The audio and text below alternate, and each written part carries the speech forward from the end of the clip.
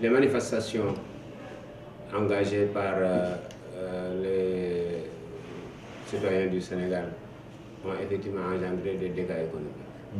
Je disais crise économique, crise politique, désastre économique. En fait, il y a beaucoup de destruction d'investissements, de bâtiments cassés, mais des destructions aussi de chiffre d'affaires. L'arrêt des Jakarta, de Dakar Dem-Dikk, de beaucoup de commerces, dont Sandaga, a fait qu'effectivement, il y a un manque à gagner énorme en termes, en tout cas, de production. Ça, c'est aussi ce qu'on voit, l'iceberg. Mais plus loin, il y a les difficultés quand même insoupçonnées de l'ordre du programme des transferts d'argent. Parce que beaucoup d'entreprises et de personnes extrêmement riches ont préféré sécuriser leurs avoirs. Et donc ont transféré les avoirs dans des pays sécurisés, au Maroc, Côte d'Ivoire, etc. Sans compter des investisseurs qui croyaient au Sénégal. Et ce Sénégal est devenu un pays à risque. Et donc, peut-être pour un an encore, le temps que ça s'appelle. Ils sont un peu dans l'anticipation rationnelle. Oui, bien sûr, parce que vous savez, quand on investit, on fait un calcul de ce qu'on appelle un risque pays. Risque politique, risque sur le plan judiciaire, risque sur le plan social, etc. Le Sénégal, avec sa démocratie très calme, est devenu quand même un pays extrêmement dangereux. Et par conséquent, ces gens-là vont réfléchir encore, peut-être pour un an, le temps que ça s'apaise et qu'ils comprennent mieux la situation. Donc forcément des répercussions sur le PIB, le taux de croissance, etc. Oui, si on sait que le PIB, c'est l'ensemble des productions d'une année et que nous avons perdu des jours de travail, dont peut-être seulement l'Internet a 3 milliards en une seule journée. Alors si ça se répète en 2-3 journées, c'est des dizaines de milliards. Et je ne parle pas maintenant des recettes, comme tantôt de Dakar Dem-Dikk, de Jakarta, des supermarchés fermés, du grand marché Sandaga de Dakar, etc. Donc, fatalement, il y aura une réduction de la production et donc une réduction de notre PIB et notre croissance va en souffrir. Impact aussi au niveau des idées. Au niveau idées, des indices que... Oui, mais c'est un ensemble, parce qu'en fait tout est sous la commande du PIB. C'est à partir du PIB qu'on mesure la richesse d'un pays. Et c'est cette richesse partagée qui fait l'idée.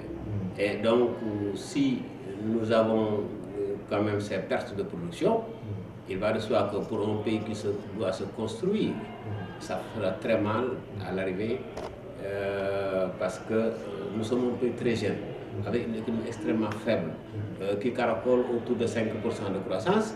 Je crois que ces événements ne sont pas les bienvenus et fatalement, comme j'ai dit tantôt, vont impacter effectivement la production nationale et tous les agrégats liés à la production nationale. Mais aujourd'hui, professeur, par rapport aux candidats qui sont en liste, aujourd'hui, ce qu'il faut proposer pour sortir le Sénégal des difficultés que nous vivons, au niveau des programmes, il faut aller vers des programmes qui vont aller dans une transformation structurelle de l'économie, ou bien il faut peut-être continuer avec les PSE, peut-être y apporter quelques retouches, ou bien il faut carrément aller vers résorber la demande sociale. Quelle doit être aujourd'hui, en termes de, qu'est-ce que doit être l'offre économique qui doit pouvoir nous sortir de Au vu des difficultés que nous vivons aujourd'hui, c'est-à-dire un chômage massif, une économie qui ne décolle pas, une vie d'inflation, donc un coût de la vie insupportable pour les Sénégalais.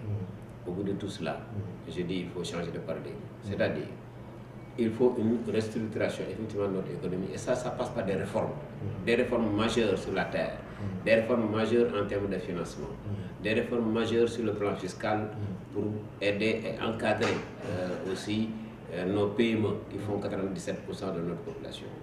Donc il y a à faire et à refaire. Ce que je peux reprocher à tous ces régimes, c'est quand même de se focaliser sur le BTP, alors que bâtiments, routes, ponts, etc., et stades sont pas en fait des secteurs productifs. Au point qu'il faut, pour changer les choses, faire un investissement, ce que j'appelle les investissements sociaux de base.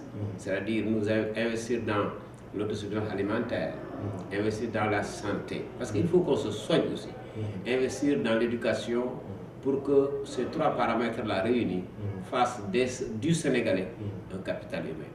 Je crois qu'on a raté un peu tous ces départs et qu'on doit nous reprendre et avec une politique peut-être souverainiste, nous lancer enfin vers la voie du développement. Mais est-ce qu'aujourd'hui, par rapport à ces candidats-là pour cette élection-là, est-ce que vous sentez ce discours-là oui, dans la en fait, des hommes politiques, ou bien vous avez identifié ça au niveau de quelques-uns parmi eux? Oui, au niveau de quelques-uns, et c'est pratiquement tout le monde.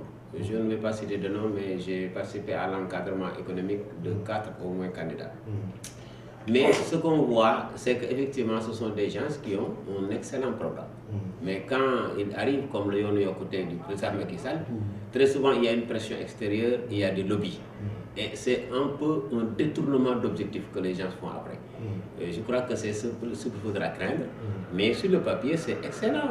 Le PSE est excellemment écrit. Mais qu'en est-il de la transformation structurelle de l'économie? Mais rien n'a été transformé. Donc, moi, je ne me fie pas à ces écrits, à ces discours. Je crois que le plus important pour un homme politique, c'est l'action. On va les juger sur ça. Et je crois qu'à l'observation, ils doivent comprendre les problèmes du pays.